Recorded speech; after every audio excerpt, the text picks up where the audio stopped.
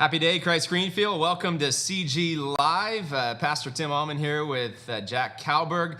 It is a great day to be alive. Today we're going to be talking about, now you may be having a number of different conversations with people. It's Christmas time, Jack, and some of the conversations with family members can get a little awkward, you know? And so we're going to be talking about one of my favorite books called Above the Line and 4 base emotions. So stay tuned for that. We're going to close out our conversation today talking about the 7 awkward, strange, or funny things that pastors, church leaders hear. You're not going to want to miss that. Fun. But before we get to that, a few news and notes. Right up front, our Live the Journey team came together last week and said, let's finish Live the Journey strong over the next 9 months. That's right. With one key initiative. We've hit 5 key initiatives up to this point. We got one more we need to get across the finish line, and that is? Build the gym. Build the gym. We got $1.1 million already in the bank. We must build with cash in the bank, and we got a stretch goal September 1. Let's raise another $1 million.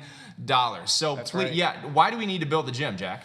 Oh my goodness. So many reasons. The first reason is we live in Arizona. And when school starts in Arizona, it's 120 degrees, 115 degrees, and we're asking kids to do sports and athletics. Right. It's really tough. And so we'll have an entire season where it's just too hot to even do recess for these kids. So we need a large gathering space for the kids that keeps them safe and air conditioned. There's other big space concerns. Yes. We do not have very many large meeting spaces on our campus. So for example, we just recently had to reschedule our Christmas event for the school canceled because of bad weather, because the only place that we can fit everybody is outside. So we need a space that can be a large venue for our kids, a large venue for our entire church and community. And then we are also dealing with some very unique space challenges as it comes to enrollment. Right. So just so you know, you gave a school update recently, but we just opened up pre-registration for our kindergarten. That would be our existing families being given an early opportunity to enroll before we open it up to the wider community. And this is kind of a very unique year where normally we would have 40 spots available for kindergarten, and we've already had 50 families sign up for kindergarten. 50 kids. 50 kids.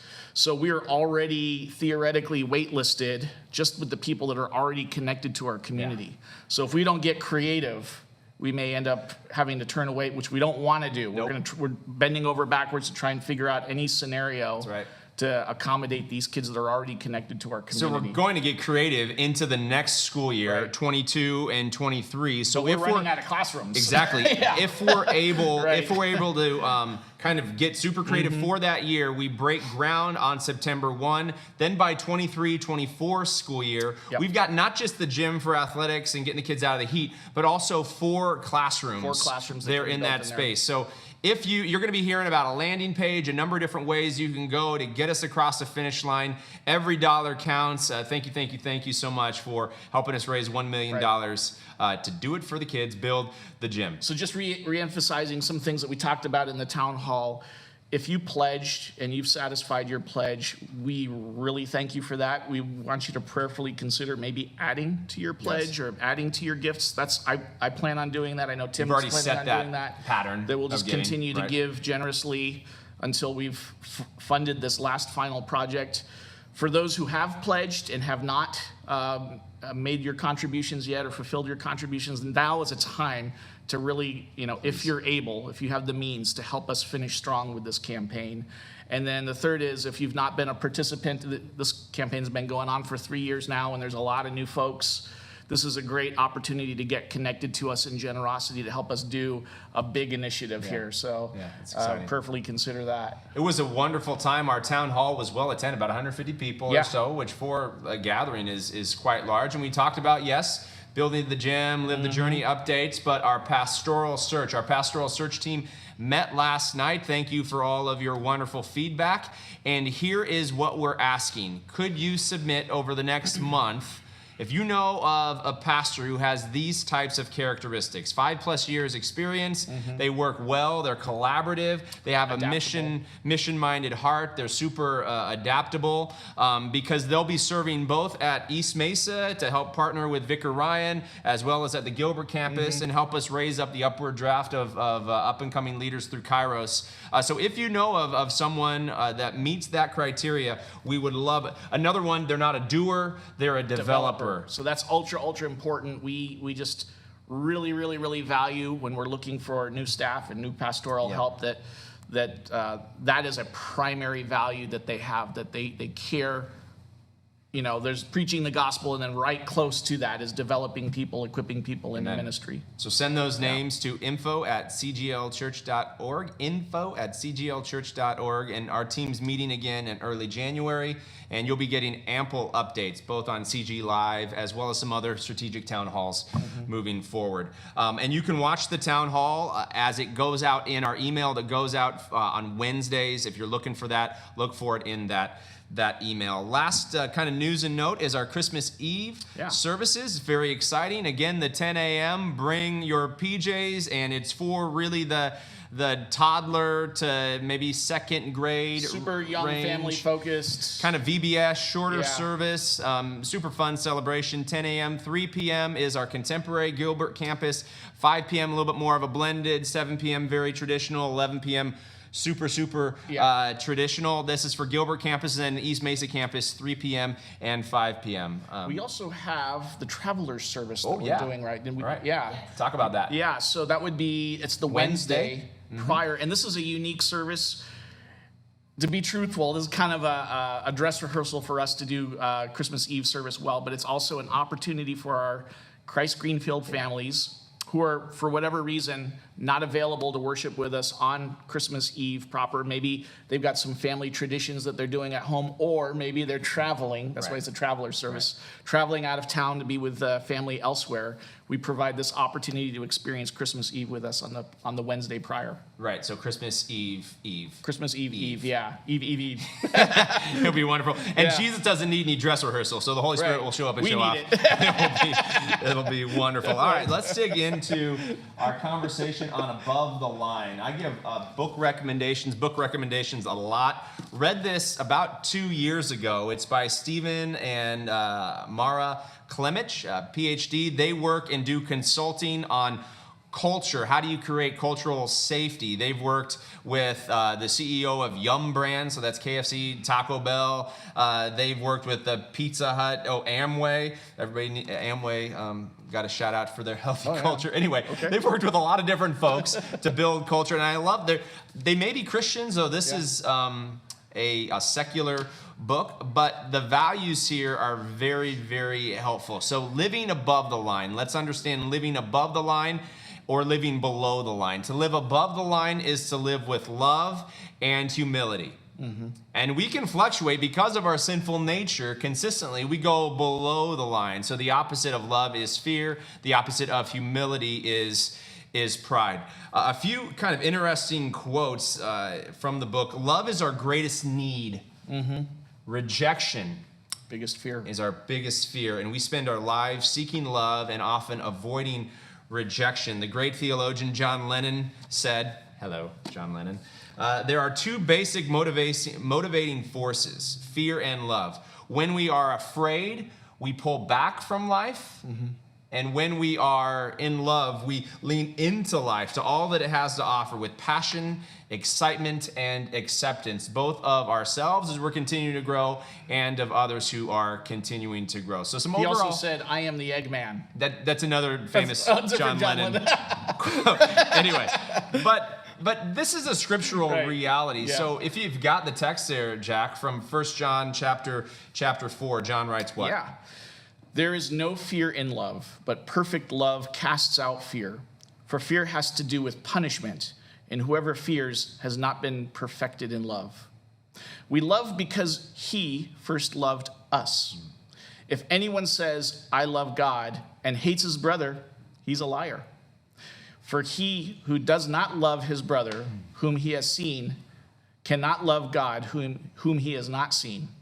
And this commandment we have from him, whoever loves God must also love his brother. Powerful. So the love of God is yours unconditionally by grace through faith. Yeah, through faith. And faith gives us this access to the perfect love of God that casts out fear. There is no condemnation Right. of you as a follower of Jesus. You fail, you fall, you're forgiven, and You've you're been loved. promised brand new life, Yeah. and you have nothing to fear. Nothing to fear. So And- go in love, encourage. And so this is Luther's two kind of Yeah. righteousness, Jack. I mean, the love that comes down for us because of the cross and empty tomb of Jesus given to you in your baptismal grace, your baptismal reality, and that cascades down, as John says, in love for our neighbors. So let's move deeper into humility. Humility equals personal growth. Yeah. I don't know if that's often the way people think of humility, this kind of desire to improve. Right. Maybe sometimes you think of humility as like, oh, I'm lesser than, my voice doesn't matter, and kind of Right. an insecurity, maybe it could be a synonym of humility. Not so. Right. No. You can express really great humility while also knowing that you are valued and loved and people respect you and you have a healthy sense of personal worth that's given to you from God. Yeah, exactly. Image bearer of God, right? So, exactly. We want to grow in our humility. And so the book gives 4 key kind of base emotions that come under humility. The first one is this: authentic. I desire honesty and consistency with myself and others. Authenticity, Jack, is one of my, and I think probably your kind of key values. I remember growing up as a kid, 10, 11 years old, playing on the playground or football field, and having some other kids who were kind of the jock kids who would treat me well. Maybe if I'm a commodity because I could run and kick and do all that kind of stuff, they treat me well maybe on the athletic field, but then in the classroom, When there's a value for them. exactly, when Right. it was all about them. But then they treat me differently. They treat me meanly. You're a meanie around another group of kids, and that was unkind. But there are some people And today inauthentic. that if Right. you're with this group of people, Right. you behave a certain way because of what you receive. Let's look at the heart, A and desire maybe to be accepted, maybe. and right? and if this group or this person has no value in your life, then you kind of disregard them. Jesus is the most authentic leader of all time, right? He sought everybody in society that was being rejected. Right. That's who he pursued. Exactly. And those who were living in pride, he brought hard words of challenge. Jesus challenge. was perfectly authentic Right. and humble. The next word is this: transforming. I desire to grow in wisdom, maturity, vulnerability, and teachability. Teachability. That's a good one. We want to transform. That is Reliable. Go that's ahead. a recognition that we never stop learning. Right. Exactly. No matter what role you have, no matter what title you have, no matter what paycheck you've achieved, no matter how often you come to church, there's always something that More to learn. There's more to learn. Absolutely. Yeah. Reliable is a third characteristic. I am dependable, diligent, and conscientious. When people are, and I can sometimes be, late for meetings, it may show, in our culture at least, disrespect. My time is more valuable than your time. I'm going to say this one right here is one I'm trying, especially into 22, to commit to be reliable, to show up so that Jesus can show off every single day. Achieving, that's the last one under humility. Achieving. Often you wouldn't think of achieving as humble. Right. So give the definition of achieving there, Jack. I desire to deliver my personal best, resist perfectionism, and foster healthy competition with myself and others. Actually, achieving ties closely towards this sense of transformation, right? That no matter where I'm at, I have this means or this calling to become a better achiever, not to be higher in status, but to be a better contributor. To see that everyone is winning based on the contributions that we're making, Exactly. tied to this personal growth that we have. Are there any? And that requires humility. It requires an does. acknowledgement that I've not achieved things yet, and I'm on this learning journey. So good. Are there any of these that you look at, of these 4, and you're like, I want to grow in that underneath humility? Yeah, I think I can. You said that model authenticity, but I think I could feel like I could grow more in authenticity. Cool. George Burns said authenticity is absolutely key, and if you can fake that, you got it made. But that's a funny quote. I want to grow consistency connected to authenticity, that I'm the same kind of everywhere I go, that people Yeah. are not a commodity, that are not a means to an end. They're someone who's dearly loved by God. And I want to treat people very, very consistently. And another word, too, there is vulnerability. I want to grow in self-awareness. Yes. So that I can That's in the transforming be dynamic. Exactly. Yeah. Be more vulnerable with folks, with the highs and the lows. All right, let's Yeah. move to love. So we got humility, which is growing self, personal growth, and then love is growing others. So the first one under that is relating. I respect your perspective even when I disagree. We need to learn to relate. We've lost the ability in many respects in our culture to relate well, to disagree agreeably. So our strength as a team comes in diversity, and the most valuable diversity is the diversity of opinion. That's right. And I keep thinking about recently hearing the words of Melanchthon. He would say, in all things essential, unity. In all things non-essential, liberty. Charity. And then in all things both essential and non-essential, there's charity. Yeah. Care for one another. Yep. Good. Relating. Encouraging. I love this definition. I give others courage, and I build their character and self-worth. Yep. Encouraging words give people courage. Developing. I regularly practice, I love this, developing carefrontation. A lot of folks today do not like. I bet there's a high percentage of you who may be listening right now who do not like conflict. Even the word gives you the chilies, you know what I'm saying? But I love this word. Instead of confrontation, I got to come in, I'm going to oppose carefrontation. So I love you enough to say this. Have I earned the right, then, your trust to speak this word of challenge? If there is not a foundation of trust, one of my favorite statements before having maybe a difficult conversation, do you trust me? Do you trust to have your best interest at heart? And if they pause or say, oh, I don't, then we got to work on building that trust more. You and I have honest conversations all the time, and that's because we have a very carefrontational relationship. It's a careful, and it has to be. But it is rooted in care. It is love. We want to to see each other succeed in what we're doing. That's right. And right. The last one under love is compassionate. I look past surface behavior and try to understand your deeper why. Over Christmas, there may be some folks that are just a little off, a little cranky. Try not to immediately, oh, you offended me, or judge. Try to understand, get into their skin for a bit and understand their deeper why. What are they actually walking through? Show compassion. Any words there? We carry unique hurting. We all have unique stories.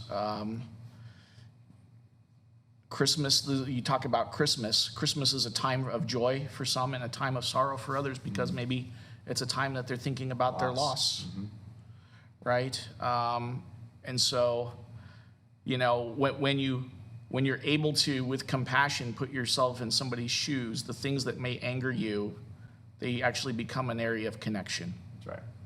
Right? You might get angry about somebody who cuts you off on the freeway. But what if you knew that that person was taking a pregnant woman to the emergency room for an emergency delivery, and all of a sudden you think differently about it? Exactly. There's a story behind that person. Hopefully Christians are known for putting the best construction on everything and not adding fuel to the fire of our polarization today. So that is humility and love. So let's go the opposite of humility is pride. Now, pride is all about self-promotion. Four base emotions beneath pride is sarcastic. You may not think that's always connected to pride, but let's go there for a minute. I exude counterfeit. So we talked about authenticity, but I exude counterfeit authenticity. Yeah. Any word about sarcasm? How that's connected to pride? Yeah, I think it can be a weapon that's used.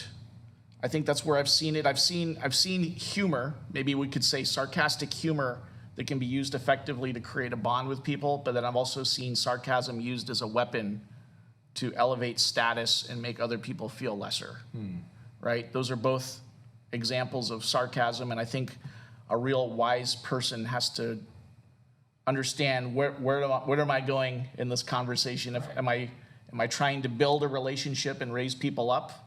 or am I trying to push people down for the sake of elevating my status? Right. So I would say this: if you feel the need to be sarcastic about yourself and not others. Yeah, exactly. Bring it back to yourself. I guess it goes back to my authenticity conversation before of young little Timmy feeling like kids would make fun of me. So I don't know if you know this. I was in it would have been a special needs class, because when I was in first grade, I was homeschooled as a kindergartner.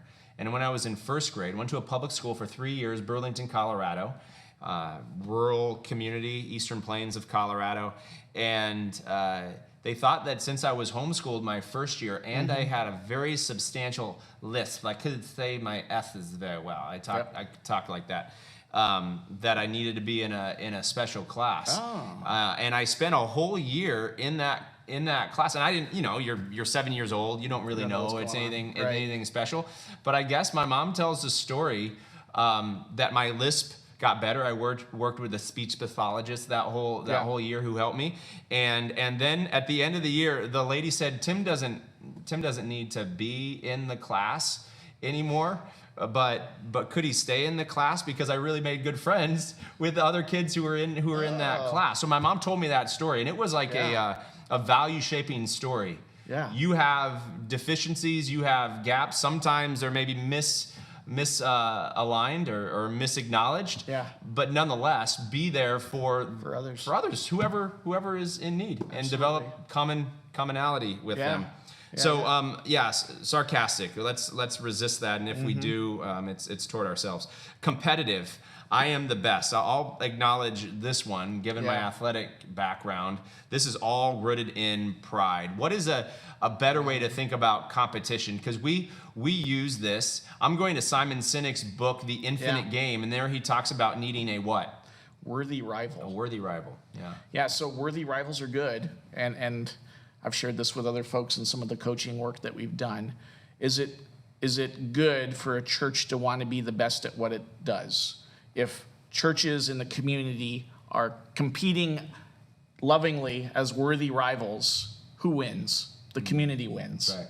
Because the community is being served better by the church.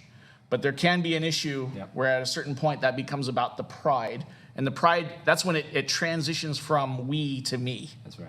That's where that transition happens. And the me could still be a we. Right. Christ Greenfield. I'm the best because I'm part of the best. Right. Therefore, the reason I'm making this the best is because I want to be the best. So but the reality is, the right best is about making others the best. Exactly. And we're certainly not a perfect place. And it does hurt my heart when some people would say that Christ Greenfield is about self-promotion. You're building a brand, blah, blah, blah, blah, blah. We just want to be the best to reach as many people as possible right now, but our best is literally our best in partnership with other congregations here in the East Valley and within the wider church. And I hope you know our heart as we've started the Unite Leadership Collective. It is about the collective and being together, better together as a whole, all for the elevation of Jesus. So competitive, we want to resist that. Controlling. If I want something done right, I got to do it myself. I have to do it myself. Controlling is rooted in pride. How so, Jack?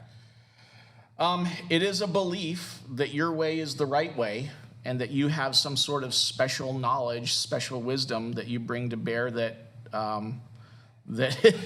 is the enlightened way, maybe the brilliant way, right? And this is a particular area where I'm guilty. I honestly could care less what people say about me personally, but I get very protective of my ideas. And I have to learn to hold those ideas with more of an open hand. That's good. But a funny story is, how did I get involved with Christ Greenfield? Well, I got elected onto what was our early form of our board as the controller. That was my job. The church has a term. I was the controller. Make sure nothing falls apart. Do everything. We've discovered the greatest gift of all time. Yes, we have. And the gift is me. I'm here to control. That's right. We want to resist that. Pride, self-promotion, controlling. So no sarcasm, competitiveness, controlling, and striving, which is the opposite of before we had achieving, right? Achieving, there's worthy rivals, we want to grow, there's humility, but striving is a little bit different. I am a critical perfectionist. Tied to and rooted to the statement, I want to achieve the statement, I am the best, right? So if I can just do this one thing 1% better, now it's becoming a form of idolatry, right? Because I've now put my hope in this idea that I am the best at something, rather than putting my hope towards Jesus. There's only one the best. Right. His name is Jesus. This young guy sends his kids to our preschool. Just last night we were having a conversation, and he asked me the question, well, who's a senior pastor around here? I really despise that term. I understand why, maybe for organizational clarity there needs to be, but you know what I said? And I kind of felt bad afterwards, but I said Jesus. Yeah. Jesus is the only senior pastor around here, and then we're a bunch of small P pastors. He's the only big P pastor. So we want to get rid of pride. We want to get rid of fear. Fear is all about self-protecting. So approval seeking is the first characteristic underneath fear. And this can lead toward false flattery and humility. We give what we want, and I could be accused of this. If I'm giving words of affirmation, I'm looking for you to give it right back. I'm dependent upon it, right? So approval seeking. A fatal flaw in leadership can be an unhealthy desire to seek approval from others, right? What do they say? How many likes, comments? Right. So we see that in social media, but even in formal positions of leadership, if I do the right things to appease people, if I say the right things to appease people, I'll get their approval, and I'm looking for that hit of getting their approval rather than maybe having some hard conversations and getting into hard projects and moving into hard directions that you're called to do as a leader. Exactly. Fear leads you to retreat and become second value is easily offended. Correction is rejection. Yeah. The third one is this dependent. Fear below being fearful is being dependent. I'm not sure. What do you think? Your voice, the kind of insecurities there. Insecurity is rooted in fear. Your voice isn't very significant. You're always looking for other people. You have a hard time speaking truth, and especially probably to people who are in positions of power and authority, right? So you're dependent. Last one is this. Love to get your comments on this, Jack. Avoiding. I love artificial harmony. Just sweep it under the rug. This is one of your strong characteristics, right? You love to avoid. I don't want to talk about that right now. Let's not talk about that. No. So good. Yeah, I probably lean in an unhealthy direction sometimes, but I'm not an avoider.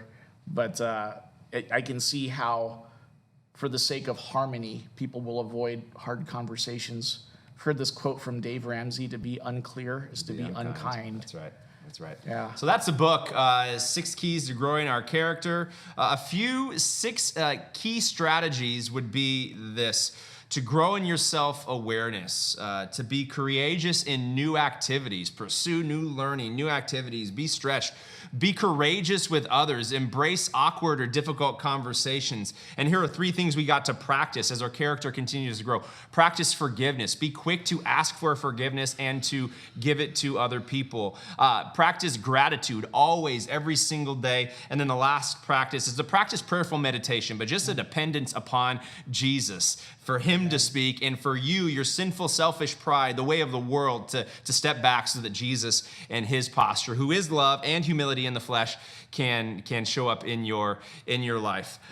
So which one of those do you think you need to grow in the most, Jack? I'm going to say, I'll be honest. I'm a grateful person, but there have been moments recently where I get a little negative, and I'm like, I got to think about what I'm thinking about, because I'm not a negative person. Yeah. So I got to practice just more gratitude. What is the beauty and wonder that's all around me, rather than just kind of zeroing in on the negative? Any one of those that you're like, man, I need to grow in that? Prayerful meditation is something that I could probably build better, healthy rhythms on. And I am my best when I do have seasons where I go through that. Absolutely. Yep. You need to retreat, don't you, for an extended period of time. All right. What a joy to be with you today on CG Live. We're going to close with these 7. You may think that a pastor just kind of shows up and does their thing on a Sunday or whatnot, or the worship team, that Jack just drums, does all that kind of stuff. Well, I'll be honest. preaching is about 5 to 10% of what I actually do throughout the week. And so we have a variety of crazy reactions, and this summarizes maybe 7 of those interactions. I hope you find it humorous. Someone said, and this did not happen to me, "Will you bless me, Pastor, divorcing my husband so I can marry a convicted murderer?" Oh, boy. Oh, and God told me to do it. What do you say? God told you to do that. What do you say to that? Number two, said to a pastor at his ordination council. So he's on the way toward being ordained, and someone kind of rolls, "Hey, Pastor, what's your view on Christian missions in space?" What? Like random Space church. Well, you know, the Space Force needs chaplains, right? Exactly. There was a story I told you about drums. Yeah, You this remember was crazy. story? So you said you were at a pastor's conference, and somebody gets up and gives like a legit research speech where They present a paper. His assertion was churches should not have, I take personal offense to this, should not have drums in church. And why is that? Because the Babylonians used drums. Drums for their tribal pagan worship. And so if you have drums in church, you're obviously Clearly worshiping pagan. worshiping other gods. All right. This one has actually happened to me. Number 3. After a church multiple times. This has happened. Pastor, I just had surgery. Oh, I'm so sorry. Would you please come to pray? Sure, we'll come to pray. What do you want me to pray for? Could you pray that I pass gas quickly? That I pass, put your hands over my gut and help me. No. Okay, yeah, let's just pray for overall healing and for things to move. I've prayed for movement before. The Holy Spirit, though, is loosely translated into wind, right? The wind. We're praying for the wind of the Spirit. Oh my goodness, we gotta move on. Number 4, I want you, this has actually been asked. I don't know how this pastor responded. I want you to come see my display of nude art. Come see my. Oh. Did he go? I don't know. Hopefully not. This happened to a worship. No, this is at the offertory, number 5 of 7, during the offertory. And this has basically happened at La Mesa. If you don't know La Mesa, it's very open, you know. So during the offertory time, we're praying, and someone raises their hand and said, "Hey, Pastor, you got change for a 20? Can you break a 20? What? No, I can't." Number 6, this is funny, a worship leader. Now, worship leader, shout out to Adam Lamb and Matt Preston and the Lindsay Ermelings and Sue Hunters. You guys are amazing. But in the day and age in which we had bulletins, this is what one member said. Worship leader, here's the bulletin. I graded each song on how worshipful it is. And I wanted you to know, here's your grade. To which the worship leader replies, "Well, I'm sending out a survey to the staff asking for a grade on you, and I'll let you know when it's in." All right, being funny. You got a funny Norwegian Lutheran. Yeah, I'm a Norwegian. I immigrated from Norway, so I remember a funny story from like a real Lutheran Norwegian pastor. And if you know a little bit of the history, especially with the elderly folks in Norway, there was a season where they had prohibition, kind of like they had in the U.S., and that was kind of a religious sort of movement within the Lutheran church in Norway. Yeah. But then they got rid of it. And this woman was talking about how upset she was that they started allowing drinking. So the pastor's consoling her, said, "You know, Jesus drank wine." And she said, "Yes, I know that, but I don't like it." I don't like these stories. I'm ripping out John 2, turning water into wine. All right, the last one is this. From a congregation, and many of our congregations, especially our Lutheran congregations, maybe have gotten a little older in age, and so some of the young people, we may not have as many young families. Super sad, by the way. But one member said this: "Can we put the children's message back in the bulletin? I know we don't have any children, but the old people like it. So can we just put the children's? So children's ministry is anyone 60 anyone years under 65 was 65 youth ministry at that church. Hope the joy of Jesus rests in your heart this Christmas season. Be loved by the Lord. Worship with us on one of our campuses and spread the love of Jesus in your home and in your neighborhood. It's a good day. Go and make it a great day. God is good. God